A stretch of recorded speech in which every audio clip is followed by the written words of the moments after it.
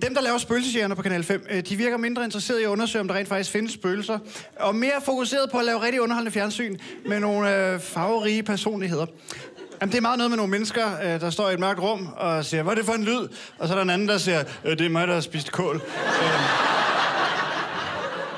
Og så en voice-over, der siger... Og man kan sige, hey, det er anden sæson. Deltagerne ved, hvad de går ind til, så man må gerne grine af dem. Det må man rigtig gerne. Thomas har købt et kamera og en pandelampe og lavet sin egen lille opfindelse.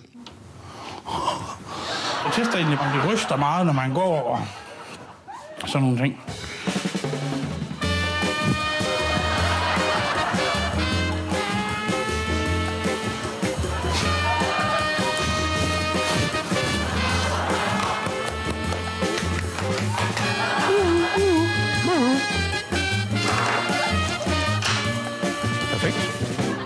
Det bliver fandme godt, det her.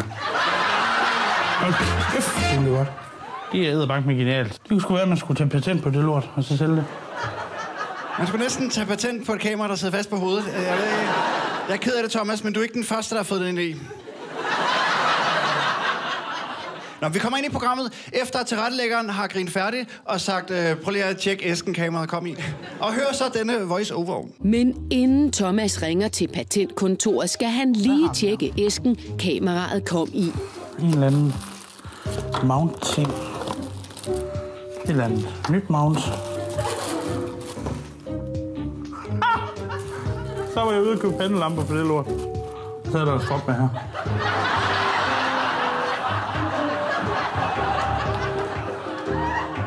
Det skulle jeg da lige have vidst, at stroppen her var med.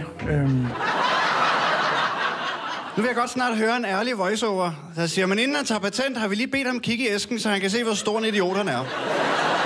I putter ordet idiot i munden på mig, så får I mig til at sige det. Ha' dog lidt nosser at sige det selv. For jeg står ved, at jeg griner af ham.